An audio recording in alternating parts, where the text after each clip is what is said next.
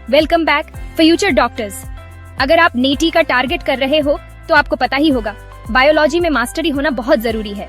और आज मैं आपके लिए एक बहुत इंपॉर्टेंट टॉपिक लेकर आया हूँ, the cell cycle.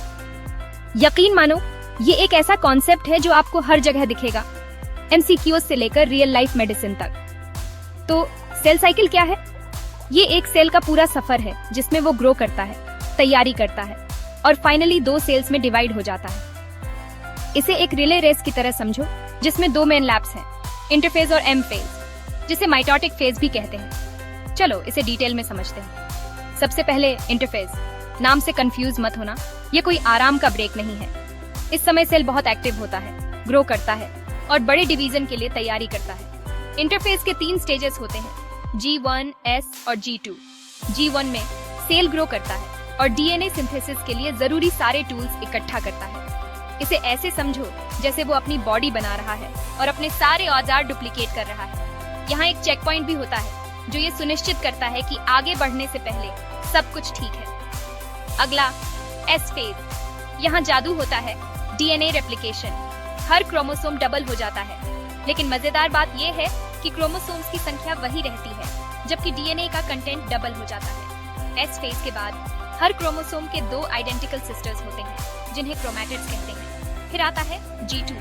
Cell check करता है, डबल चेक करता है और अपने डीएनए में किसी भी एरर को ठीक करता है। ये माइटोसिस के लिए जरूरी प्रोटीन्स और एंजाइम्स भी बनाता है। यहाँ एक और चेक पॉइंट होता है क्योंकि सेल कोई गलती नहीं कर सकता। अब एम फेज मेन इवेंट। इस फेज में माइटोसिस जो न्यूक्लियस का डिवीजन है और साइटोकाइनेसिस जो साइटोप्लाज्म का डिवीजन है शामिल होते हैं। माइटोसिस को आगे 4 स्टेजेस में बांटा गया है, प्रोफेज, मेटाफेज, एनाफेज और टीलोफेज।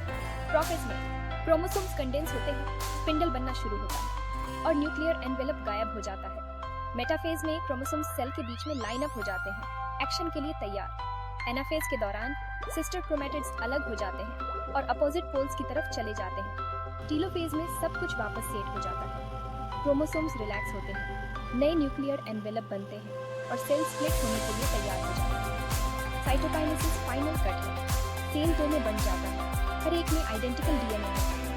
एनिमल सेल्स पिंच होकर अलग होते हैं जबकि प्लांट सेल्स बीच में एक वॉल बनाते हैं। एक बार रिवाइज कर लेते हैं, माइटोसिस आइडेंटिकल डिप्लॉयड सेल्स बनाता है ग्रोथ और रिपेयर के लिए। दूसरी तरफ मियोसिस हैप्लॉयड गैमेट्स बनाता है रिप्रोडक्शन के लिए, लेकिन ये किसी और दिन की बात है। अब सेल साइकिल का बॉस कौन है? साइक्लिन्स और सीडीकेस चीजों को चलते रहते हैं, जबकि G1, G2 और M फेज में चेक पॉइंट्स सुनिश्चित करते हैं कि कोई गलती ना हो। ये क्यों मायने रखता है? क्योंकि एक अच्छे से रेगुलेटेड सेल साइकिल का मतलब है हेल्दी ग्रोथ और रिपेयर। लेकिन अगर कंट्रोल फेल हो जाए तो ये कैंसर का कारण बन सकता है। तो इन बेसिक्स को क्लियर रखो क्योंकि एनईईटी में इनसे बहुत सवाल पूछे जाते हैं। क्यूरियस रहो, प्रैक्टिस करते रहो और याद रखो, बायोलॉजी सिर्फ एग्जाम पास करने के बारे में नहीं है, ये जिंदगी की नींव है। ट्यून इन करने के लिए शुक्रिया और मिलते हैं अगले वीडियो में।